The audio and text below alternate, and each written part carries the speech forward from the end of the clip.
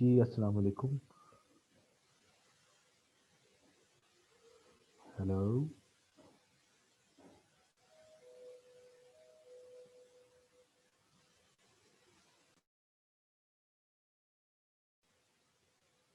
जी, आवाज़ आ रही सबा?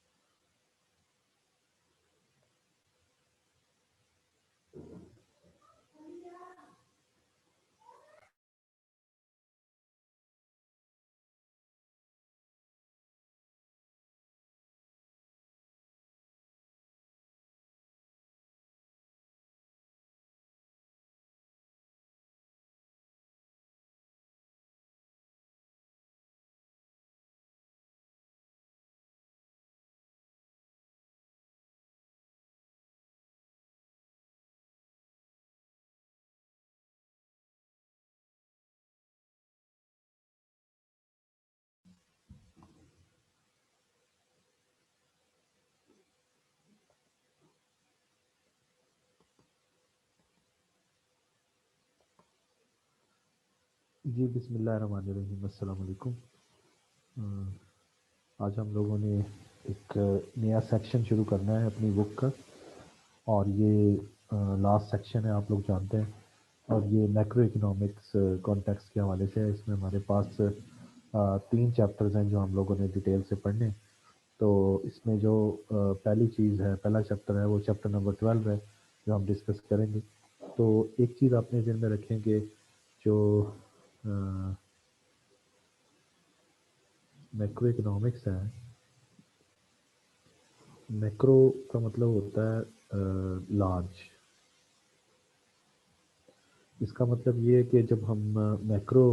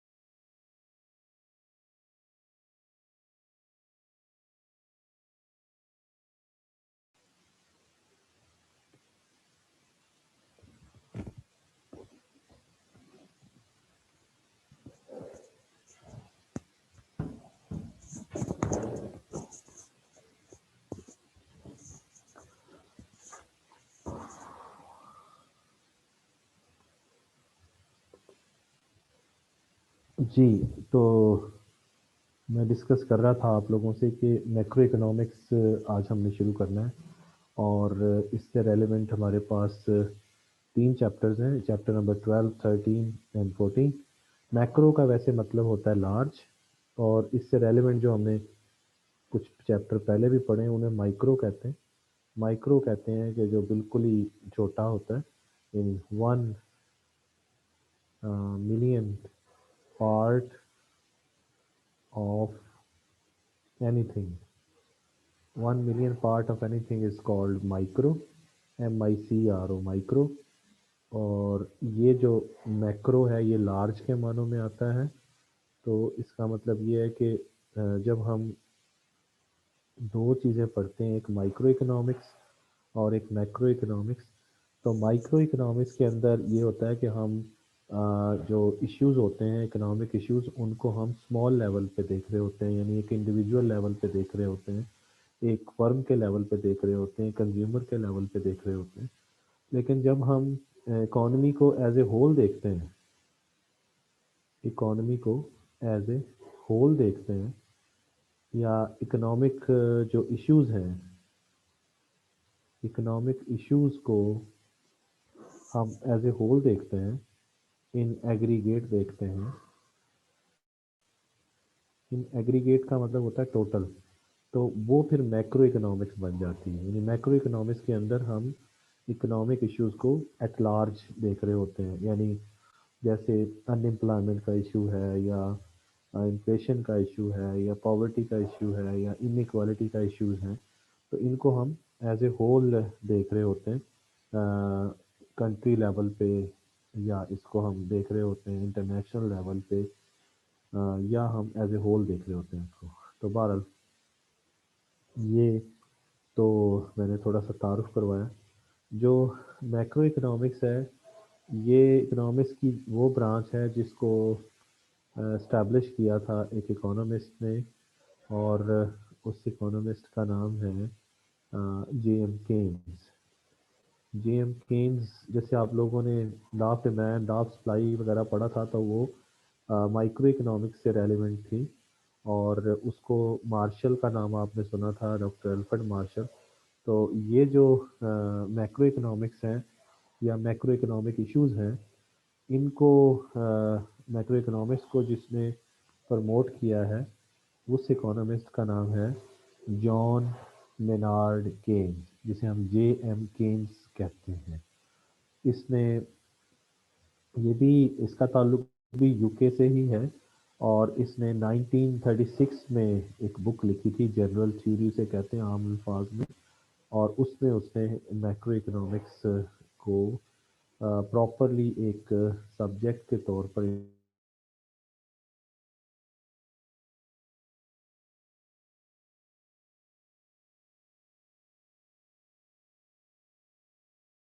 आपको बता दिया है कि इसको किन्होंने इंट्रोड्यूस करवाया था। इनका नाम था JM केन्स। तो ये मैक्रो इकोनॉमिक्स के फाउंडर कह लीजिए, इकोनॉमिक्स के नहीं, मैक्रो इकोनॉमिक्स, यानी फाउंडर ऑफ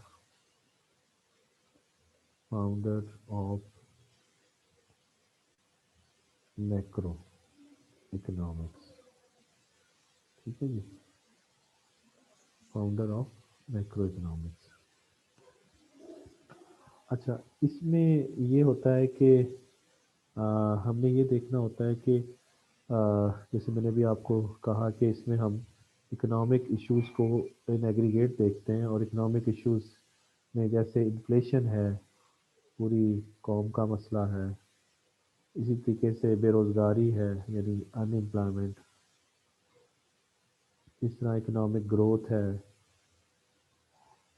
तो ये वो मसाइल हैं, या ये वो चीज़ें हैं जिनके ऊपर मैक्रो इकोनॉमिक्स जो है वो फोकस करती है। पॉवर्टी है, ठीक है ना जी।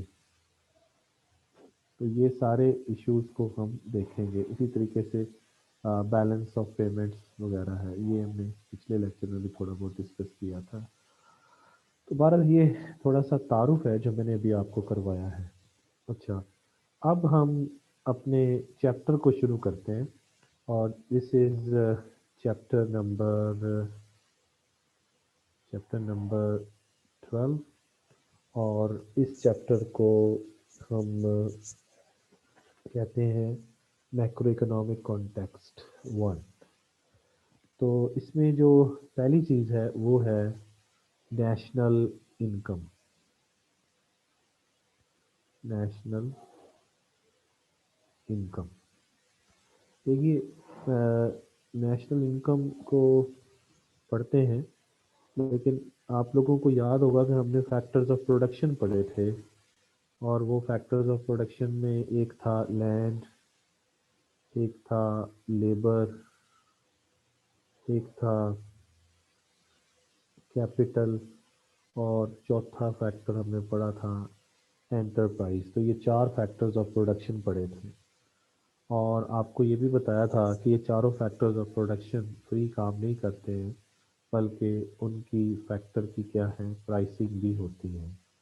तो लैंड की जो प्राइस होती है उसको हम रेंट कहते हैं।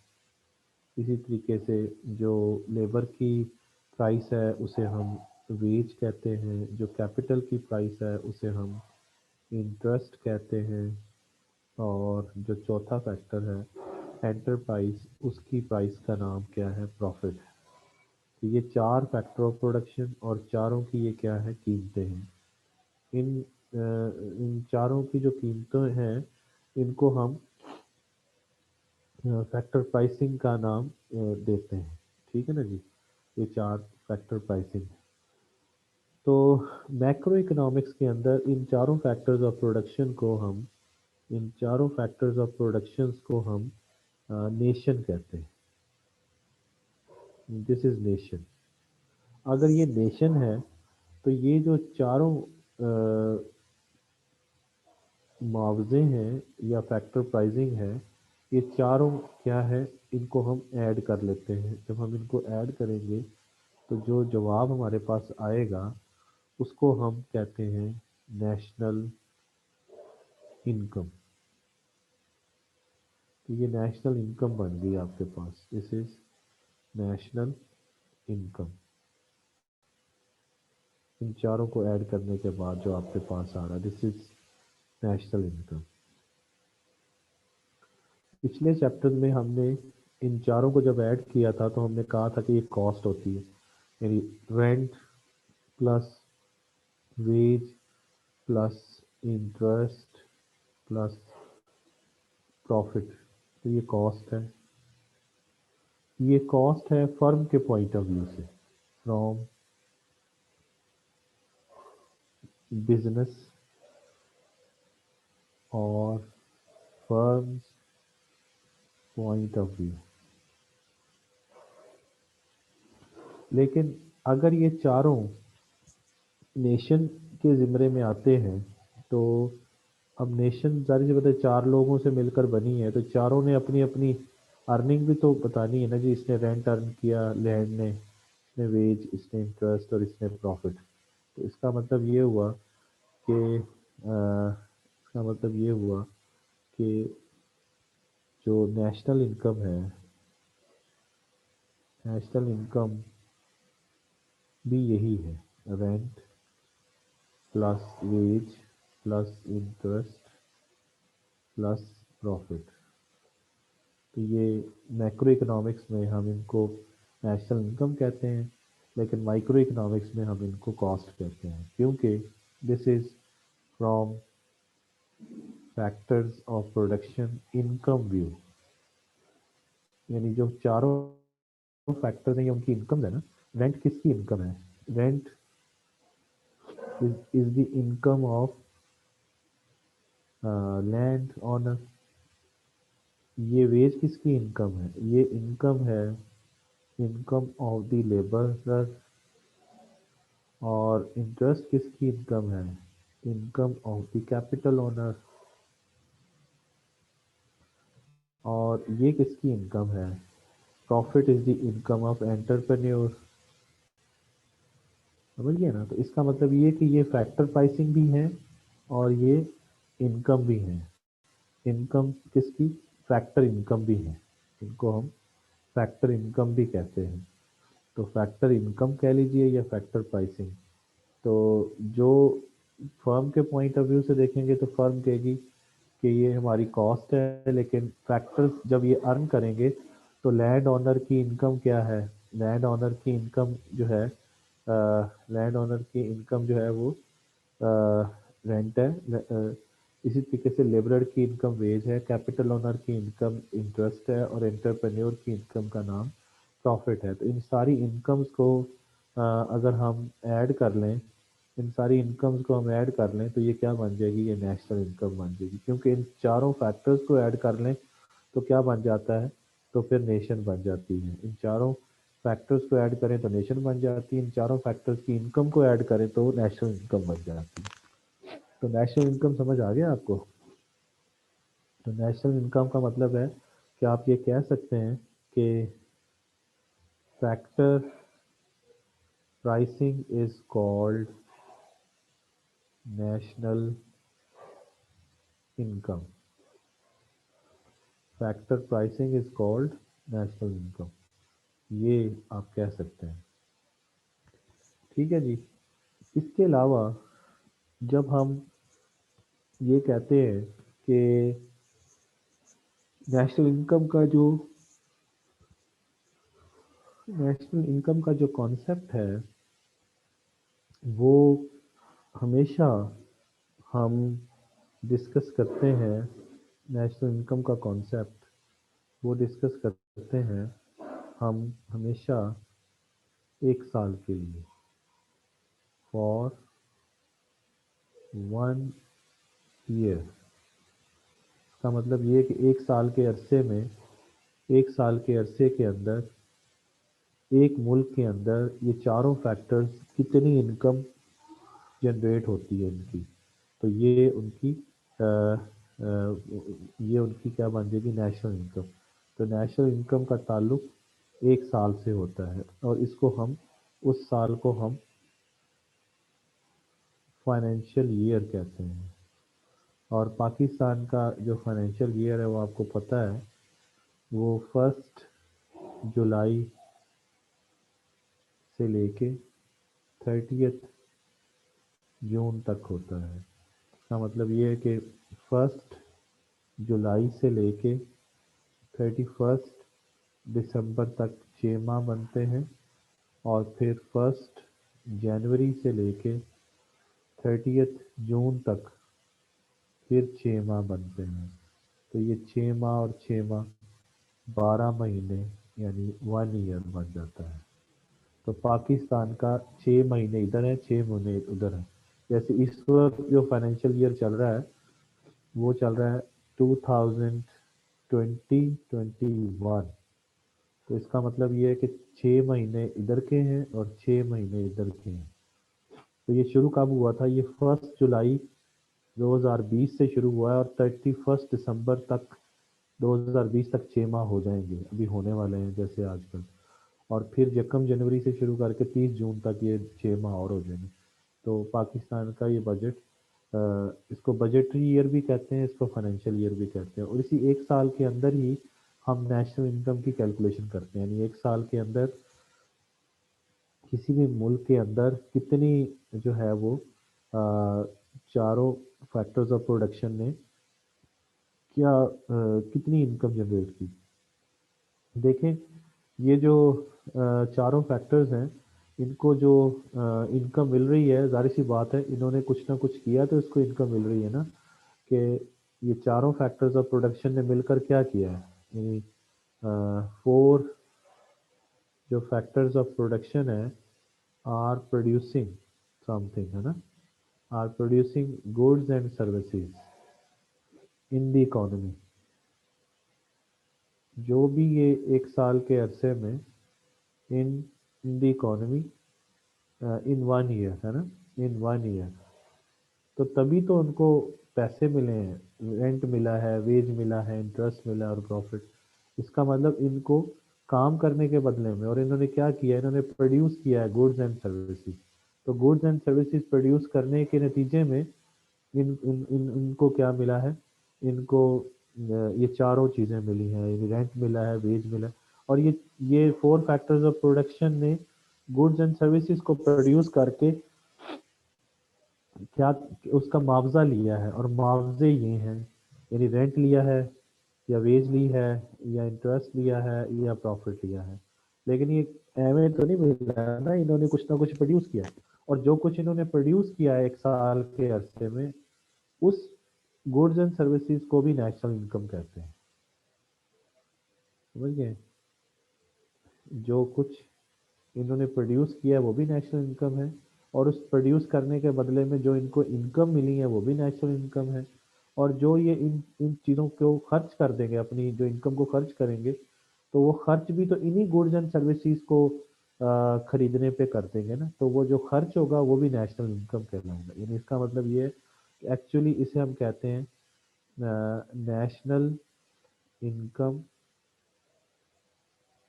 आइडेंटिटी। नेशनल इनकम आइडेंटिटी ये होता है कि नेशनल इनकम बराबर होती है नेशनल आउटपुट के, और ये बराबर होती है नेशनल एक्सपेंडिचर के। मीनिंग दैट कि जो कुछ प्रोड्यूस होता है, जो कुछ प्रोड्यूस होता है गुड्स एंड सर्विसेज के अंदर किसी शक्ल में, उसके बदले में इन चारों फैक्टर्स को पैसे मिलते हैं, और यही पैसे वो फिर खर्च कर देते हैं। और इनकी वैल्यू आपस में क्या होती है? बराबर होती है। इन तीन निशान का मतलब है इज एग्जैक्टली इक्वल टू। इसको आइडेंटिटी भी बोलते हैं, या इज एग्जैक्टली इक्वल टू भी बोलते हैं। तो इसका मतलब national income is exactly equal to national output. और फर्ज कर लें जो जो उन्होंने आउटपुट प्रोड्यूस की है, आउटपुट मतलब कि गुड्स एंड सर्विसेज प्रोड्यूस की हैं, वो 100 रुपये मालियत की हैं, तो 100 रुपया ही इनको मिल जाएगा। किस तरह? मतलब 100 रुपये ही इनकम बनेगी किसकी? चारों फैक्टर्स की। यानी इसमें इसका मतलब ये है कि 25 का रेंट फॉर एग्जांपल, 25 का वेज, 25 का इंटरेस्ट, और 25 का जो है वो प्रॉफिट फर्ज कर लीजिए। तो ये सारे ऐड कर लें, तो ये रेंट है, ये वेज है, ये इंटरेस्ट है, ये प्रॉफिट है। तो ये जितनी गुड्स एंड सर्विसेज ये प्रोड्यूस करते हैं उनकी मालियत निकाल ली जाती है, यानी वैल्यू, और वही इनमें डिस्ट्रीब्यूट हो जाती है। और यही जो 100 रुपया ये फिर खर्च कर देते हैं, तो एक्सपेंडिचर भी कितना हो जाएगा? 100 रुपया। तो 100 रुपये ही एक्सपेंडिचर होगा, 100 रुपया ही इनकम होगी, और 100 रुपये ही गुड्स एंड सर्विसेज की वैल्यू होगी। तो ये नेशनल इनकम आइडेंटिटी कहलाता है। ठीक हो गया? और इसका मतलब ये हुआ कि आपकी ये नेशनल इनकम आपको क्लियर हो गया। अच्छा, मज़ीद थोड़ा सा मैं आपको बुक से भी रिवाइज करवा दूँ। देखें बुक से, ये आपके सामने बुक आ गई। इसके अंदर बताया जा रहा है कि नेशनल इनकम क्या है। तो नेशनल इनकम के हवाले से ये बताया गया, तो द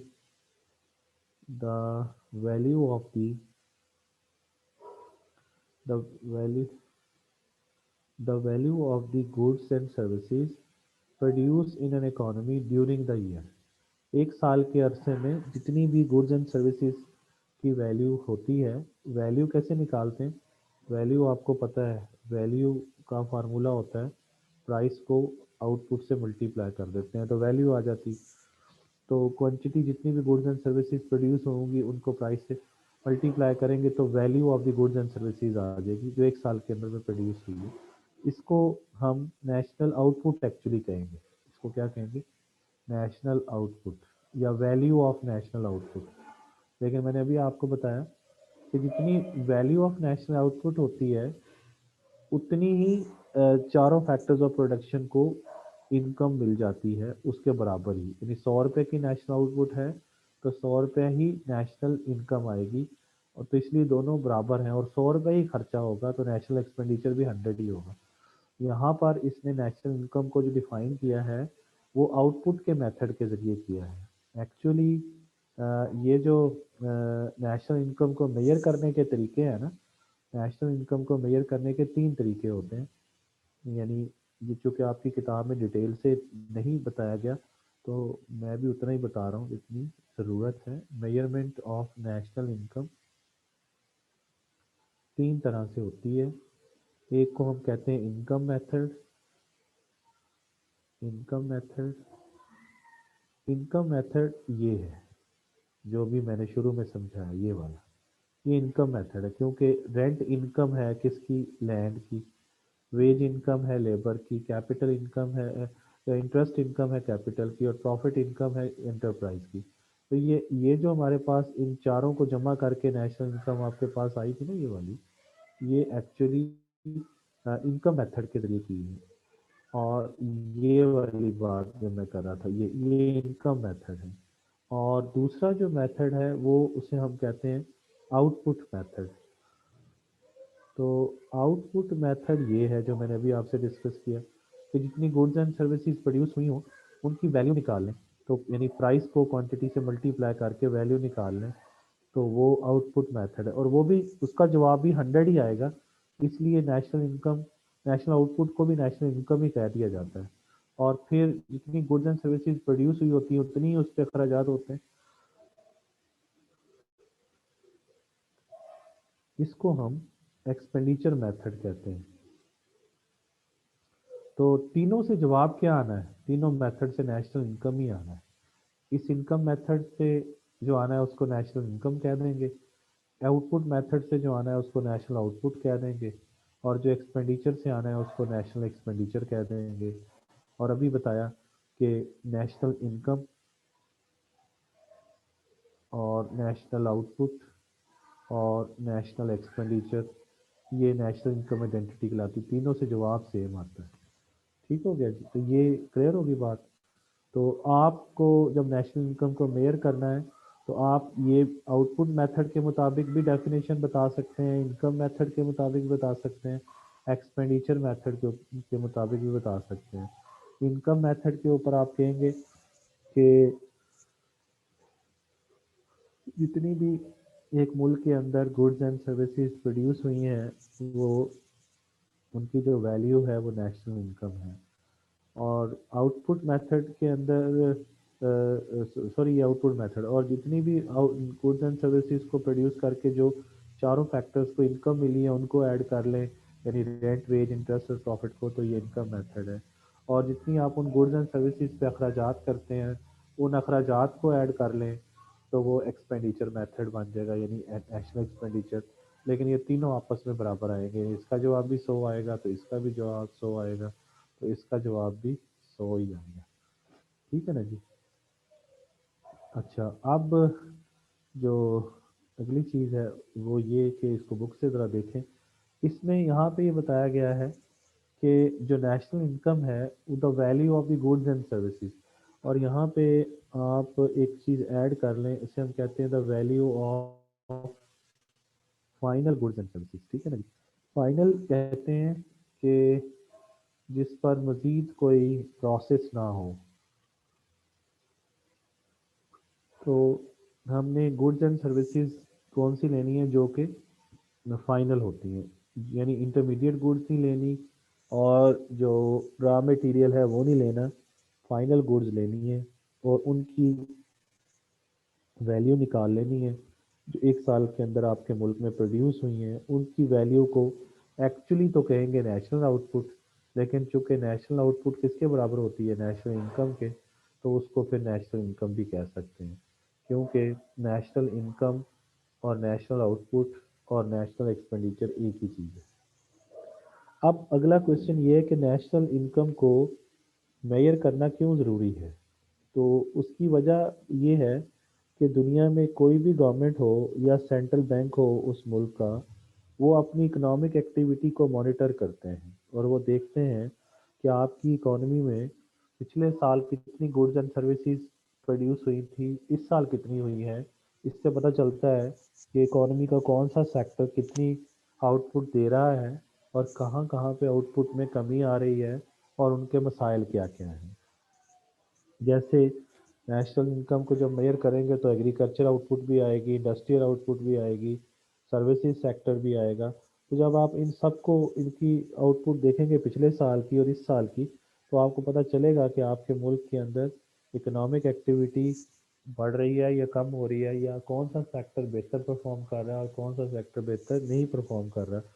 दूसरा ये फ़ायदा होता है नेशनल इनकम को मेजर करने का कि आपको आपकी जो पॉपुलेशन है उसकी इकोनॉमिक स्टैंडर्ड ऑफ लिविंग पता चलता है कि आपका मुल्क का स्टैंडर्ड ऑफ लिविंग कितना है। जैसे आप किसी एक शख्स से इनकम पूछें तो आपको उस शख्स की इनकम से अंदाज़ा करके आप बता सकते हैं कि ये अमीर शख्स है या गरीब शख्स है। इस तरह जब आप किसी मुल्क की स्टैंडर्ड ऑफ लिविंग का अंदाज़ा लगाना चाहते हैं तो उस मुल्क की नेशनल इनकम से अंदाज़ा लगाते हैं कि वो किस कैटेगरी में आती है। फिर आप कहते हैं कि ये पुअर कंट्री है, या ये मिडिल इनकम कंट्री है, या लोअर इनकम कंट्री है, या ये हाई इनकम कंट्री है। तो वो फिर उसके मुताबिक आप उसको ग्रेड दे देते हैं और फिर उससे आप अंदाज़ा लगाते हैं कि इस मुल्क के अंदर कितने लोगों को जॉब मिली हुई है उसी डाटा से, और कितना वो कंट्री अपने रिसोर्सेज को यूज़ कर रहा है। ये सारी गाइडेंस भी मिलती है। फिर जो है अगली चीज़ ये होती है कि जो पिछले साल आपके पास एक्टिविटी करने के नतीजे में आपको पता चलता है कि आपकी इकॉनमी कितनी ग्रो कर रही है, तो इकोनॉमिक ग्रोथ रेट भी आप कैलकुलेट कर सकते हैं। यानी जो कि एनुअल चेंज होता है नेशनल इनकम के अंदर, तो उसे हम रेट ऑफ इकोनॉमिक ग्रोथ कहते हैं। ये भी कैलकुलेट कर सकते हैं आप लोग। तो इकोनॉमिक ग्रोथ, अगर आप इकोनॉमिक ग्रोथ को कैलकुलेट करना चाहते हैं तो एक्चुअली वो आप कर सकते हैं। उसका तरीका ये है कि आप उसका परसेंटेज चेंज निकाल लेंगे किसका, अपनी आउटपुट का। तो आप ये देखते हैं कि आउटपुट, देखते हैं आप output in the current time period, और फिर माइनस आप करते हैं output in the previous time period divided by output in previous time period into 100। तो ये आपके पास आ जाता है आउटपुट ग्रोथ रेट का फॉर्मूला। तो आउटपुट ग्रोथ रेट या इकोनॉमिक ग्रोथ भी कहते हैं इसको। आउटपुट ग्रोथ या आप इकोनॉमिक ग्रोथ रेट का अगर कैलकुलेट, इकोनॉमिक ग्रोथ रेट अगर कैलकुलेट करना चाहते हैं तो टी, टी का मतलब है करंट टाइम पीरियड या करंट ईयर, करंट टाइम या current year. T minus one का मतलब है previous time period. Previous time means एक साल पीछे, तो प्रीवियस ईयर कह लीजिए। करंट टाइम का मतलब करंट ईयर हो जाएगा अगर ईयर वाइज कर रहे हैं, क्योंकि नेशनल इनकम को ईयर वाइज किया जाता है। और ये प्रीवियस ईयर कह देंगे। तो प्रीवियस ईयर किसी भी सेक्टर की आउटपुट और करंट टाइम उसकी आउटपुट और प्रीवियस से डिवाइड करके आप ग्रोथ रेट फाइंड करना कर सकते हैं। ये आपके पास ग्रोथ रेट का फार्मूला आ गया। इससे आप एनुअली देख सकते हैं कि ग्रो कर रही है इकोनॉमी या नहीं कर रही है। और अगर करंट टाइम की आउटपुट और प्रीवियस टाइम पीरियड की आउटपुट बराबर हो जाए तो ग्रोथ रेट ज़ीरो आएगा। मीनिंग दैट कि जितनी पिछले साल आउटपुट प्रोड्यूस हुई थी इस साल भी उतनी ही प्रोड्यूस हुई है। यानी अगर फर्स्ट कर लें कि 2000 यूनिट इस साल प्रोड्यूस हुए हैं और 2000 ही पिछले साल हुए थे, तो आपके पास जो ग्रोथ रेट आएगा वो आएगा 0%। तो 0% ग्रो किया है, इसका मतलब करंट और प्रीवियस सेम है। तो इस तरह अगर करंट आपकी 2500 है और प्रीवियस 2000 है, तो आप देखेंगे कि आपका जो ग्रोथ रेट आएगा वो पॉजिटिव आएगा। इसी तरीके से अगर फॉर एग्जांपल करंट जो है 15 है और प्रीवियस ज़्यादा है उससे, तो आप देखेंगे कि ग्रोथ रेट क्या आएगा, नेगेटिव में आएगा, नेगेटिव परसेंटेज में आ जाएगा। ठीक है ना जी, नेगेटिव परसेंटेज में। तो ग्रोथ रेट इसका मतलब जीरो भी हो सकता है, पॉजिटिव भी हो सकता है, नेगेटिव भी हो सकता है, डिपेंडिंग अपॉन के करंट वैल्यू क्या है, प्रीवियस क्या है, करंट वैल्यू क्या है, प्रीवियस क्या है, और उसके मुताबिक ग्रोथ रेट आपके पास आ जाएगा। अच्छा, अब दोबारा किताब पे आए, यही मैं बता रहा हूँ कि annual change in the national income in is called rate of economic growth of the country. तो ये आप एनुअल चेंज निकाल लेंगे। एनुअल चेंज का मतलब एनुअल परसेंटेज चेंज, तो वो मैंने अभी आपको बता दिया। आउटपुट का मतलब नेशनल इनकम कह लीजिए, ठीक है ना जी। तो वो भी आप कर सकते हैं, मतलब national income in current time period minus national income in t minus 1 previous time period divided by national income t minus 1 into 100। तो ये आ जाएगा नेशनल इनकम ग्रोथ रेट। तो जो भी आप ग्रोथ रेट निकालना चाहें वो आप निकाल सकते हैं। उसका फार्मूला सिंपल सा ये है, current value minus previous value divided by previous value into 100। तो आपके पास परसेंटेज चेंज निकाल लेंगे। जैसे जो जो फार्मूला परसेंटेज चेंज का होता है वही फार्मूला आप अप्लाई कर सकते हैं, ठीक है जी। उसके बाद आगे चलें तो नेशनल इनकम के डिफरेंट एग्रीगेट्स भी होते हैं। एक को हम जीडीपी कहते हैं और एक को हम जीएनपी कहते हैं। अब ये दोनों समझाता हूँ मैं आपको, ठीक है जी।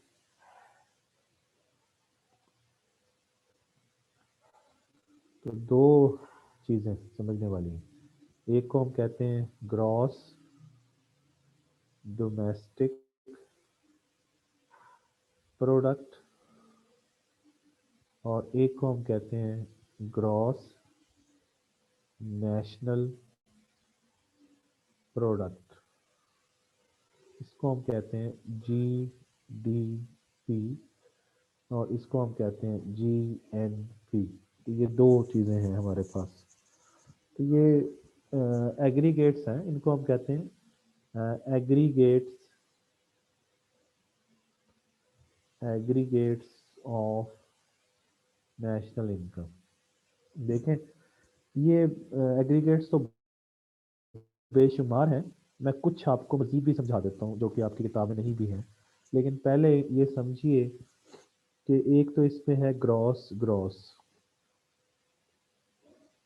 तो ये पहले ग्रॉस को समझते हैं। तो ग्रॉस का मतलब है टोटल, टोटल। अच्छा, फिर इसमें देखें प्रोडक्ट और प्रोडक्ट। तो ये दोनों में ये सेम है, ग्रॉस ग्रॉस, प्रोडक्ट प्रोडक्ट, ठीक है ना जी। तो प्रोडक्ट क्या है? प्रोडक्ट का मतलब है प्रोडक्शन, और प्रोडक्शन का मतलब क्या है? Goods and services. तो अब बाकी देख रहे हैं क्या चीज़ रह गई है। एक चीज़ रह गई है डोमेस्टिक और एक जो है वो नेशनल है। इन दो को समझ लें तो हमें अगली चीज़ें भी समझ आ जाएंगी। देखें, डोमेस्टिक का ताल्लुक जो है वो रेजिडेंस से है और नेशनल का ताल्लुक जो है वो सिटीजनशिप से है। ये बात समझें, डोमेस्टिक का ताल्लुक रेजिडेंस से है और नेशनल का ताल्लुक किससे है? सिटीजनशिप से है। तो डोमेस्टिक का मतलब ये है जिसे आप कहते हैं रिहायशी, यानी आप कहाँ के रहने वाले हैं। और सिटीजन का मतलब ये होता है शहरी। शहरी का मतलब ये होता है कि आप लीगल इनहेबिटेंट हैं ऑफ अ कंट्री। यानी इसका मतलब ये है कि आप उस मुल्क के कानूनी तौर पर बाशिंदे हैं। कानूनी तौर पर जो आप उस मुल्क के बाशिंदे होते हैं उसे हम शहरी कहते हैं या सिटीजन। और वो कौन होता है citizen? Who have national identity card with himself और हर सेल्फ।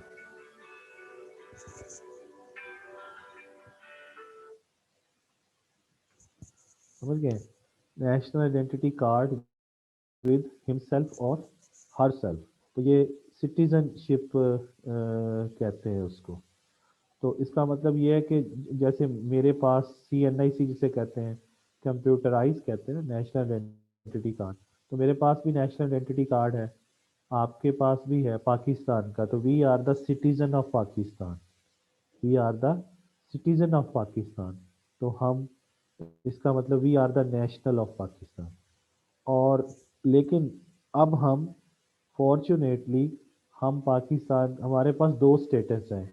एक ये कि हमारे पास हम सिटीज़न भी हैं क्योंकि हमारे पास अब हमारे मुल्क का शनाख्ती कार्ड है, हम इस मुल्क के बाशिंदे हैं। और दूसरा, हम इस मुल्क में रहते भी हैं। तो हम we are the citizen of Pakistan and we are the resident of Pakistan. तो हम पाकिस्तान के रेजिडेंट भी हैं, ठीक है ना जी। तो इसका मतलब हमारे पास दो स्टेटस है। तो हम पाकिस्तान के लीगल इनहेबिटेंट भी हैं और हम पाकिस्तान के रेजिडेंट भी हैं, हम पाकिस्तान में रहते भी हैं। तो बहरहाल ये दोनों चीज़ें, लेकिन ऐसा मुमकिन हो सकता है जैसे हम बाहर चले जाते हैं, फॉर एग्जांपल UK चले जाते हैं, तो UK जाने के बाद हम क्या कहलाएंगे? हम कहलाएंगे कि we are the citizen of Pakistan but resident in UK। यानी हम पाकिस्तान के तो शहरी हैं लेकिन रिहाइश पजीर कहाँ पे हो सकते हैं? हम रिहाइश पजीर UK में हैं, यानी रेजिडेंट ऑफ UK। इस तरह आप सऊदीया चले जाएं, तो सऊदीया में आपका क्या स्टेटस होगा कि citizen of Pakistan but resident of Saudi Arabia. इसी तरीके से जब आप देखते हैं कि एक शख्स अमेरिका से पाकिस्तान आता है, उसका क्या स्टेटस होगा पाकिस्तान में, तो उसे कहेंगे citizen of USA but resident in Pakistan. Citizen तो पाकिस्तान का है, सॉरी, सिटीजन तो USA का है लेकिन पाकिस्तान का रेजिडेंट है, पाकिस्तान में रह रहा है। ये दोनों में फ़र्क समझ आ गया आपको कि रेजिडेंस और शहर में सिटीजनशिप में क्या फ़र्क है? तो इसका मतलब ये है कि जब हम यहाँ पर डोमेस्टिक का वर्ड यूज़ करते हैं, तो डोमेस्टिक का ताल्लुक किससे है, ये ज़रा अपने ज़हन में बिठाएं कि डोमेस्टिक का ताल्लुक जो है वो रेजिडेंसी से है, और नेशनल का जो ताल्लुक है वो सिटीजनशिप से है। ये दो लफ्ज़, ये दो लफ्ज़ जो आप समझ रहे हैं, ये दो लफ्ज़ समझने के लिए आपको ये दो लफ्ज़ मैंने अभी आपको समझाए हैं कि इसका ताल्लुक किससे है और इसका ताल्लुक किससे है। इसका मतलब कि आप जब डोमेस्टिक की बात करेंगे तो ये पाकिस्तान है, तो ये पाकिस्तान का फॉर एग्जांपल मैप है, एम मैंने बना दिया। तो इस पाकिस्तान के मैप के अंदर, अब ये फॉर एग्जांपल ये पाकिस्तान है और पाकिस्तान के हम क्या है, रेजिडेंट हैं। तो इसका मतलब ये है कि जब हम ग्रॉस डोमेस्टिक प्रोडक्ट की बात करेंगे तो हम ये कहेंगे कि किसी मुल्क के अंदर रहने वाले लोगों ने जितनी टोटल प्रोडक्शन की है, जितनी टोटल आउटपुट प्रोड्यूस की है, वो GDP है। GDP समझ आया आपको? GDP का मतलब डोमेस्टिकली, डोमेस्टिकली मीन्स कि इस मुल्क के रहने वाले लोगों ने। अब इस मुल्क के अंदर रहने वाले कौन है? इस मुल्क के अंदर रहने वाले कोई भी हो सकता है, वो मैं भी हो सकता हूँ, आप भी हो सकते हैं, इंग्लैंड के लोग भी हो सकते हैं, ऑस्ट्रेलिया के लोग भी हो सकते हैं, न्यूजीलैंड के भी हो सकते हैं, पाकिस्तान की लेकिन वो सारे, उनका सबका जो एक स्टेटस होगा वो होगा रेजिडेंट ऑफ पाकिस्तान। तो रेजिडेंट ऑफ पाकिस्तान का लफ्ज जब भी आएगा तो फिर इसका मतलब ये है कि हम बाउंड्रीज की बात कर रहे हैं कि पाकिस्तान की बाउंड्रीज के अंदर अंदर, तो पाकिस्तान की बाउंड्री यही है ना, इस बाउंड्री के इस बाउंड्री के अंदर अंदर, इस बाउंड्री के अंदर अंदर, इसी के अंदर अंदर जो भी लोग रह रहे हैं, जो भी लोग रह रहे हैं, जो भी, उनका एक ही स्टेटस है। और उनको क्या कहेंगे? उन उन लोगों को कहेंगे रेजिडेंट्स ऑफ पाकिस्तान। तो इसका मतलब रेजिडेंट ऑफ पाकिस्तान ने जितनी भी टोटल आउटपुट प्रोड्यूस की है, रेजिडेंट ऑफ पाकिस्तान ने जितनी टोटल आउटपुट प्रोड्यूस की है, वो क्या कहलाएगी? GDP ऑफ पाकिस्तान कहलाएगी। इस बाउंड्री के अंदर अंदर अंदर इस बाउंड्री के अंदर जो कुछ भी प्रोड्यूस हुआ है, और वो किन्होंने किया है, वो इधर इसके अंदर सारे पाकिस्तानी, पाकिस्तान के लोग तो नहीं है ना, ये सारे पाकिस्तानी यानी सिटीजन, पाकिस्तान के सिटीजन भी हैं, लेकिन इधर हो सकता है कि यहाँ पे ऑस्ट्रेलिया का एक बंदा हो, चाइना का एक बंदा हो, न्यूजीलैंड का बंदा हो, ऑस्ट्रेलिया का बंदा हो, कोई जापान से आया हुआ हो, पता नहीं कितने लोग, लेकिन इन सबका एक ही स्टेटस है, और इनको क्या कहेंगे, इनको कहेंगे रेजिडेंट्स ऑफ पाकिस्तान।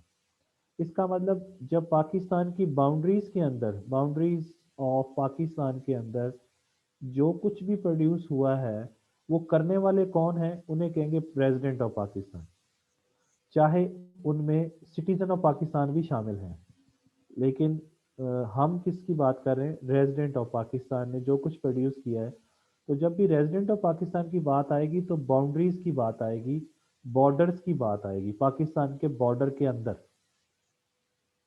उसे हम जीडीपी कहेंगे। ठीक है ना जी, जीडीपी समझ आ गया आपको। तो नेशनल जीडीपी का ताल्लुक किससे है, रेजिडेंसी से।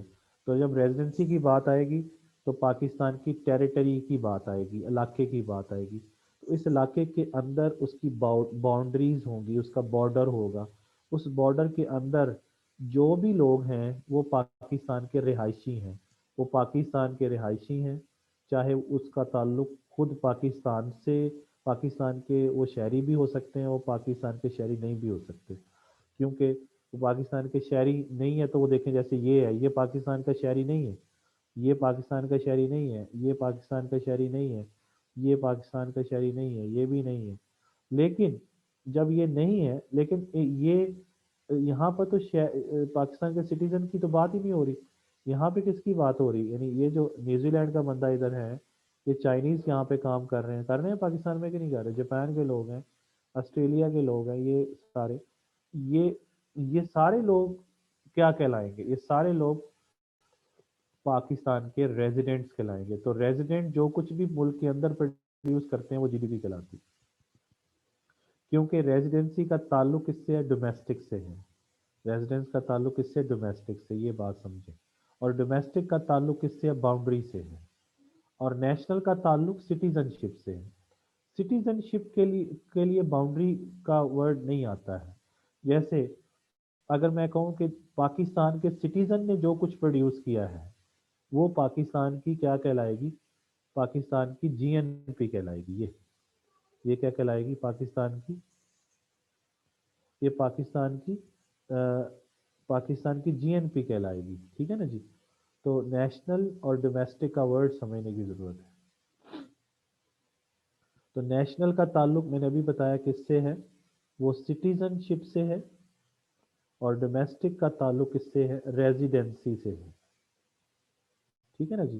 तो मैं कहूँ कि पाकिस्तान के सिटीजन ने जो टोटल, यानी gross means total output produce की है, तो वो जीएनपी है, तो ये बात ठीक होगी। और अगर मैं कहूँ कि पाकिस्तान के जो रेजिडेंट्स ने जो टोटल आउटपुट प्रोड्यूस की है, वो पाकिस्तान की जीडीपी है, तो ये बात भी ठीक होगी। ठीक है ना। तो इसका मतलब ये हुआ कि total output produced by citizen of Pakistan. और दूसरी चीज मैं क्या कहूँगा, total output produced by resident of Pakistan, इसको मैं कहूँगा जीएनपी, और इसको मैं कहूँगा जीडीपी। समझ गए। अब आप इसको मजीद समझ लीजिए। देखें, अब फॉर एग्जांपल ये ऑस्ट्रेलिया है, ये क्या है, ऑस्ट्रेलिया, ये न्यूजीलैंड है। तो ये मैंने दो तीन मुल्क ले लिए हैं दुनिया के। अब ऑस्ट्रेलिया के अंदर, ऑस्ट्रेलिया की बाउंड्री के अंदर, ये ऑस्ट्रेलिया की बाउंड्री है सारी, ये ऑस्ट्रेलिया की बाउंड्री है ये सारी, ये जिसको मैंने हाईलाइट किया है, इसके अंदर जो कुछ भी प्रोड्यूस होगा वो क्या कहलाएगा, वो ऑस्ट्रेलिया की जीडीपी कहलाएगा। इस तरह न्यूजीलैंड की बाउंड्री के अंदर जो कुछ भी प्रोड्यूस हो रहा है वो न्यूजीलैंड की क्या कहलाएगी, जीडीपी कहलाएगी। ये इसमें कोई शक तो नहीं है ना।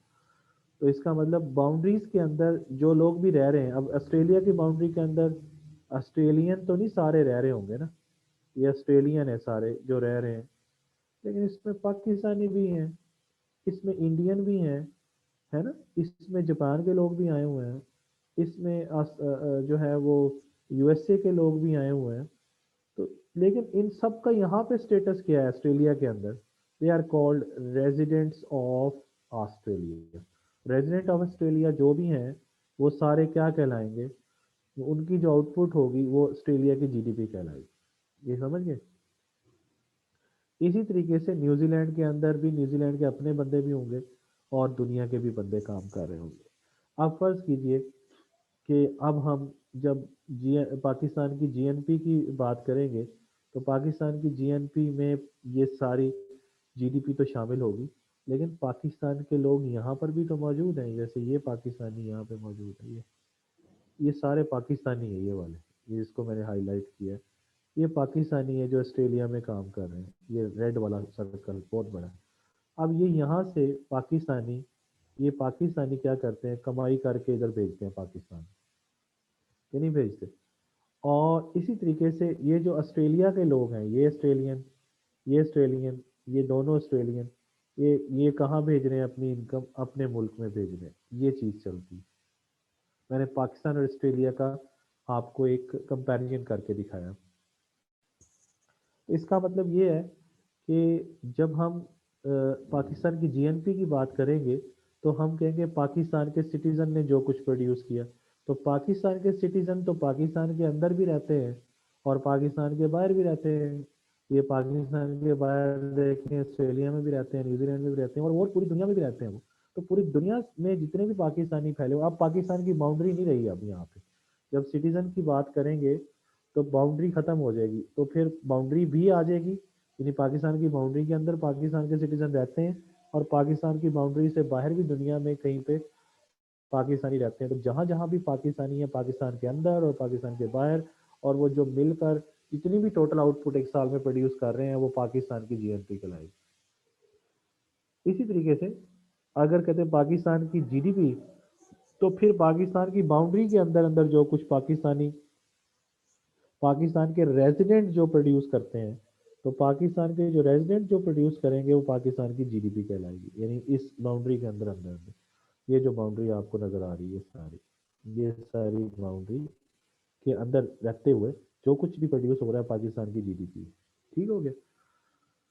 तो यहाँ तक मेरा ख्याल है कुछ बात समझ में आ गई होगी।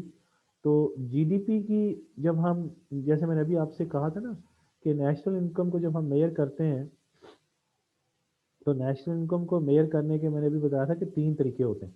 ये मैंने अभी आपको डिस्कस कर रहा था, नेशनल इनकम को मेजर करने के तीन तरीके, एक इनकम मेथड, एक आउटपुट मेथड, एक एक्सपेंडिचर मेथड। और ये जो मैंने अभी आपको बताया कि ये जो हम पढ़ रहे हैं अब, ये actually aggregates of national income है। तो इसका मतलब ये नेशनल इनकम के ही हिस्से हैं। तो इसका मतलब इनको मेजर करने के भी फिर तीन तीन तरीके होंगे, यानी जीडीपी भी तीन तरीकों से मेजर होगी, इनकम मेथड, एक्सपेंडिचर मेथड और आउटपुट मेथड। इस तरह जीएनपी भी तीन तरीकों से मेजर होगी। तो इन सब के तीन तीन जो है वो मेथड है जिनसे ये मेजर हो जाते हैं। ठीक है ना जी। और अगर अब हम जीडीपी को मेजर करें तो जीडीपी की जो इक्वेशन है एक्चुअली वो है सी प्लस आई प्लस जी प्लस एक्स माइनस एम। ये है इक्वेशन जीडीपी की, जो मैं आपको समझा रहा हूँ।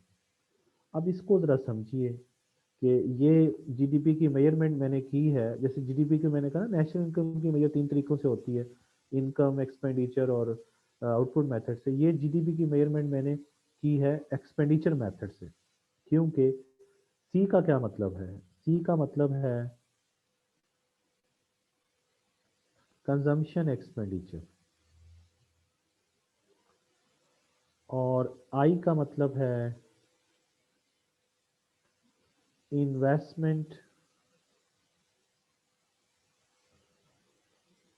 एक्सपेंडिचर, और जी का मतलब है गवर्नमेंट स्पेंडिंग, और एक्स का मतलब है एक्सपोर्ट्स, और एम का मतलब है इंपोर्ट्स। तो ये समझ गए। तो एक्चुअली ये सारे क्या है, ये सारे एक्सपेंडिचर्स हैं, ये भी एक्सपेंडिचर है, ये भी एक्सपेंडिचर है, ये गवर्नमेंट का है। एक्सपोर्ट भी एक्सपेंडिचर होता है और इंपोर्ट भी एक्सपेंडिचर होता है। Export actually foreigners expenditure on local goods and services होता है, और इंपोर्ट जो होता है वो local expenditure on foreign goods and services होता है। तो ये एक्सपोर्ट और इंपोर्ट भी क्या है, ये एक्सपेंडिचर है। ये मैंने पिछले लेक्चर में भी बताया था। तो इसका मतलब ये सारे एक्सपेंडिचर्स हम ऐड करते हैं तो आपके पास जीडीपी बन जाती है। ये जीडीपी की क्या है, इक्वेशन है। अब अगर हम यहाँ पे जी एनपी की इक्वेशन बनाए, तो जी एनपी की इक्वेशन होती है GDP plus net factor income from abroad. अब ये जीएनपी की इक्वेशन है। इसका मतलब ये है कि net factor income from abroad, देखिए net factor income from abroad का मतलब क्या है, इसे हम कहते हैं NFI. Net factor income from abroad का मतलब है factor income received from abroad minus factor income payments to abroad. समझ गए, ये आ जाएगी net factor income from abroad. यानी जो फैक्टर इनकम आप बाहर से अर्न करते हैं माइनस जो फैक्टर इनकम आप बाहर के लोगों को देते हैं।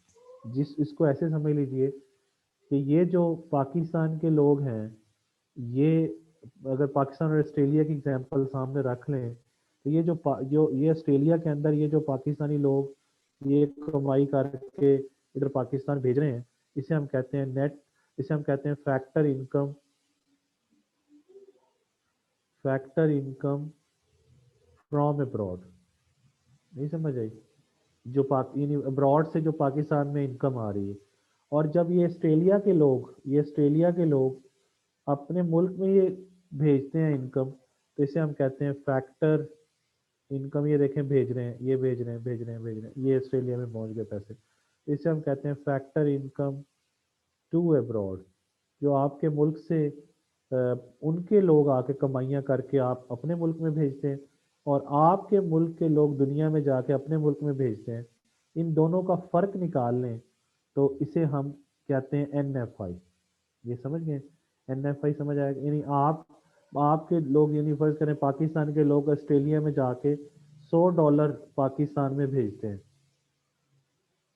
और जो ऑस्ट्रेलिया के लोग पाकिस्तान में आके $50 ऑस्ट्रेलिया को वापस भेजते हैं, तो पाकिस्तान को कुछ फ़ायदा हुआ है ना। कितना फ़ायदा हुआ पाकिस्तान को, $50 का। क्योंकि $100 हमारे लोगों ने वहाँ से भेजा कमा के, और उनके लोगों ने कितना भेजा, 50 पाकिस्तान को बच गया। तो ये भी हो सकता है कि $100 हमारे लोग भेजें बाहर से, और इधर उनके लोग आके हमारे मुल्क में कमाइयाँ करें और $100 ही वापस भेज दें, तो आपकी नेट फैक्टर इनकम ज़ीरो हो जाएगी। इसी तरीके से ये भी मुमकिन है कि $100 जो है वो $100 जो है पाकिस्तानी कमा के भेजे हैं पाकिस्तान में, और उनके लोग जो है पाकिस्तान में आके कमाई करें और $150 भेज दें पाकिस्तान से अपने मुल्क में, तो पाकिस्तान से पैसा चला जाएगा, $50 माइनस में चला जाएगा। तो नेट फैक्टर इनकम ज़ीरो भी हो सकती है, प्लस में भी हो सकती है, माइनस में भी हो सकती है, ज़ीरो भी हो सकती है। तो net factor income from abroad add करेंगे तो वो आपके पास क्या आ जाएगी, इधर आ जाएगी। अब यहाँ पे इसका मतलब ये है कि इसको मैंने क्या कहा है, नेट फैक्टर इनकम। तो अब ये देखना पड़ेगा कि if net factor income is zero, अगर ये ज़ीरो होगी तो फिर जीडीपी और जीएनपी सेम हो जाएंगे। ठीक है ना जी। कैसे भला? अगर नेट फैक्टर इनकम पॉजिटिव होगी तो फिर जीएनपी जीडीपी से बड़ी होगी, और अगर नेट फैक्टर इनकम नेगेटिव होगी तो फिर जीएनपी छोटा होगा जीडीपी से। ये आप समझ लीजिए इक्वेशन क्या है, GNP is equal to GDP plus NFI, यही इक्वेशन है ना। और फर्ज कर लीजिए जीडीपी आपकी है 200 और नेट फैक्टर इनकम, ये पहली वाली बात कर लेते हैं, ज़ीरो है। तो जब ज़ीरो होगी तो जवाब क्या आएगा, 200। तो इस सूरत में देख लें, ये पहली सूरत में आपको नज़र आ रहा है कि जीडीपी भी 200 है और जीएनपी भी 200 है, सेम हो जाएगा ये वाली बात। ठीक है ना, ये जीडीपी और जीएनपी क्या हो जाएंगे, सेम हो जाएंगे यहाँ पे आपके सामने। अब दूसरा केस कि G N N F I positive करनी है, तो जीडीपी तो 200 ही है और एन एफ आई फर्ज कर लें 100 है। तो अब आपके सामने जीएनपी कितनी आ जाएगी, 300। अब आपके सामने ये देखें, इसका मतलब ये है कि अगर ये पॉजिटिव है तो ये दूसरा केस बन जाएगा कि एन एफ आई जब पॉजिटिव होता है तो जीएनपी, ये जीएनपी है, जीडीपी से बड़ी होती है, ये 300 बड़ा है 200 से। और तीसरा केस जो है वो ये है कि जीडीपी ये है और जीडी एनएफआई फर्ज कर लें नेगेटिव में है, और नेगेटिव कितनी है, फर्ज करें 50 ही है, तो ये जवाब आएगा 150। अब आपके सामने है कि जब ये नेगेटिव में होती है तो फिर जीडीपी जीएनपी से बड़ी हो जाती है, ये वाली केस। ठीक है जी। ये तीनों मैंने केसेस समझा दी, ये पहला केस है, ये दूसरा केस है, और ये तीसरा केस है आपके सामने। ठीक है, तो इसका मतलब ये है कि जीडीपी और जीएनपी में आपको फ़र्क समझ आ गया होगा कि इन दोनों में क्या डिफरेंस होता है। कोई इशू यहाँ पे हो तो मुझे बता दीजिएगा। तो ये आपके पास जीडीपी की इक्वेशन है, ये आपने याद करनी है कि इसमें कंजम्पशन एक्सपेंडिचर, जो आप गुड्स एंड सर्विसेज पे कंज्यूमर्स करते हैं उन्हें कंजम्पशन एक्सपेंडिचर कहते हैं। इसी तरह इन्वेस्टमेंट एक्सपेंडिचर होते हैं, जो कैपिटल गुड्स पर इन्वेस्टर करते हैं उन्हें इन्वेस्टमेंट एक्सपेंडिचर करते हैं कहते हैं। इस तरह गवर्नमेंट एक्सपेंडिचर करती है, गवर्नमेंट एजुकेशन पे खर्च करती है, हेल्थ पे करती है, डिफेंस पे करती है। यानी गवर्नमेंट के दो मेन कैटेगरीज होती हैं, एक डिफेंस एक्सपेंडिचर होता है, सॉरी एक एक नॉन डेवलपमेंट एक्सपेंडिचर होता है, एक डेवलपमेंट एक्सपेंडिचर होता है, और फिर एक्सपोर्ट और इंपोर्ट भी एक्सपेंडिचर होते हैं, मैंने अभी आपको बताया। एक्सपोर्ट फॉरेनर्स का एक्सपेंडिचर होता है लोकल गुड्स के ऊपर, और जो इंपोर्ट होता है वो आपका आपके मुल्क के लोगों का एक्सपेंडिचर होता है फॉरेन गुड्स के ऊपर। तो ये सारी चारों चीज़ें, पांचों चीज़ें, ये पांचों जो एस्पेक्ट हैं, ये पांचों के पांचों पांचों जो हैं ये एक्सपेंडिचर को शो कर रहे हैं। एक्चुअली इसका मतलब ये है कि इस जगह पे हमने जीडीपी की जो मेजरमेंट की है वो एक्सपेंडिचर मेथड के जरिए की। अच्छा, अब इसमें मज़ीद जो बात समझने वाली है वो ये है कि ये दो कॉन्सेप्ट तो हमने पढ़ लिए, यानी जीडीपी और जीएनपी, ग्रॉस डोमेस्टिक प्रोडक्ट और ग्रॉस नेशनल इनकम या प्रोडक्ट। तो इसके साथ दो नेट भी होते हैं, यानी जीडीपी पढ़ लिया और जीएनपी पढ़ लिया। अब इससे हम एक और बना सकते हैं जिसे हम कहते हैं एनडीपी, और फिर हम उसे कहते हैं एनएनपी। ठीक है, तो ये देखें तो इसमें आपको नज़र आएगा कि ये दोनों ग्रॉस हैं, ये ग्रॉस है, ये भी ग्रॉस है, लेकिन ये दोनों क्या है, नेट है। तो ग्रॉस से जब आप नेट फाइंड करते हैं तो उसका तरीका एक सिंपल सा होता है कि हम ग्रॉस में से जब डेप्रीसिएशन माइनस कर दें तो वो नेट आ जाता है। जैसे मुझे अगर फाइंड करना है नेट डोमेस्टिक प्रोडक्ट, तो नेट डोमेस्टिक प्रोडक्ट का फार्मूला होगा जीडीपी माइनस डेप्रीसिएशन अलाउंस। और अगर मैंने नेट नेशनल प्रोडक्ट फाइंड करना है तो मुझे जीएनपी में से डेप्रीसिएशन अलाउंस को माइनस कर देना है, बस ये फार्मूला याद करना है आपने। तो जब भी ग्रॉस से नेट फाइंड करना है तो उसका तरीका क्या है, deduct the depreciation from gross, gross में से डेप्रीसिएशन माइनस कर दें तो आपके पास नेट आ जाएगा, समझ गए। तो तो ये क्या है, इसको हम कहेंगे नेट डोमेस्टिक प्रोडक्ट, और इसे हम कहेंगे नेट नेशनल प्रोडक्ट। ठीक हो गया जी। तो यहाँ तक मेरा ख्याल है बातें आपको समझ आ गई होंगी। तो मैंने अभी आप लोगों को कोई कुछ चीज़ें समझाने की कोशिश किया है। तो अभी बाकी इंशाल्लाह ताला कल डिस्कशन करेंगे मज़ीद भी। लेकिन अभी आप ज़रा नोटिस कीजिए कि मैंने आपको सिर्फ ये चंद लाइनें समझाई हैं, नेशनल इनकम और ये जीडीपी और जीएनपी, लेकिन इसमें एनडीपी और एनएनपी शामिल नहीं था, वो मैंने खुद समझाया आपको। अच्छा, इसमें ज़रा देखें तो जीडीपी की इसने जो डेफिनेशन की है, इसने कहा कि this is the measure of the value, value of the goods and service, value के ऊपर यहाँ फाइनल लाजमी लिखें, फाइनल गुड्स एंड सर्विसेज। ये इसने जीडीपी की जो मेजरमेंट की हुई है, वो कह रहा है कि जो final goods and services with in the country boundaries, जो कंट्री की बाउंड्री में जो प्रोड्यूस हुई है उसे जीडीपी कहेंगे। ठीक है ना जी। और जीएनपी के हवाले से उसने कहा कि जी वो आउटपुट है जो कि कंट्री की पॉपुलेशन ने प्रोड्यूस की है। तो इसमें वो कहता है कि वो अर्निंग फ्रॉम अब्रॉड भी शामिल है। तो वो इसने अपने तरीके से दोनों को बता दिया कि विद इन दी बाउंड्रीज, और ये फिर कंट्रीज पॉपुलेशन, पॉपुलेशन तो कहीं पे भी रह सकती है ना। तो मैंने रेजिडेंसी और सिटीजनशिप का आपको कॉन्सेप्ट दिया है।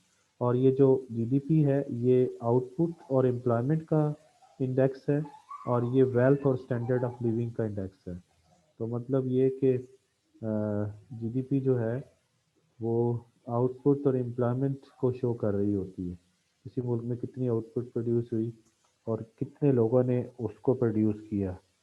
और जो जीएनपी है वो ये बताती है कि आपके जो सिटीज़न है उन्होंने कितनी आउटपुट प्रोड्यूस की है, और उसका उस मुल्क के रहने वाले की जितनी जीएनपी ज़्यादा होगी उनकी स्टैंडर्ड ऑफ लिविंग या वेल्थ उतनी ही ज़्यादा होगी। तो बस हमने आज ये 7 लाइनें पढ़ी हैं अभी आपके सामने। बाकी हम इंशाल्लाह ताला 1.2 से कल से शुरू करेंगे। ठीक है जी। कोई क्वेश्चन आप करना चाहें तो मुझे बता दीजिए, मैं क्वेश्चन आपका सुन लूँगी। जी, रियल जीडीपी और नॉमिनल जीडीपी आपके फ़िलहाल तो इधर नहीं है सिलेबस में, तो एंड पे देखेंगे, अगर कोई टाइम बचा तो मैं आपको करा दूंगा अगर आपको शौक है, अदरवाइज़ तो कोई ज़रूरत नहीं है अली असगर साहब। ठीक है, कोई और सवाल है तो बता दीजिए ताकि फिर हम हम्म, जवाब दें, वरना इसको वाइंड अप करते हैं जैसे कहें।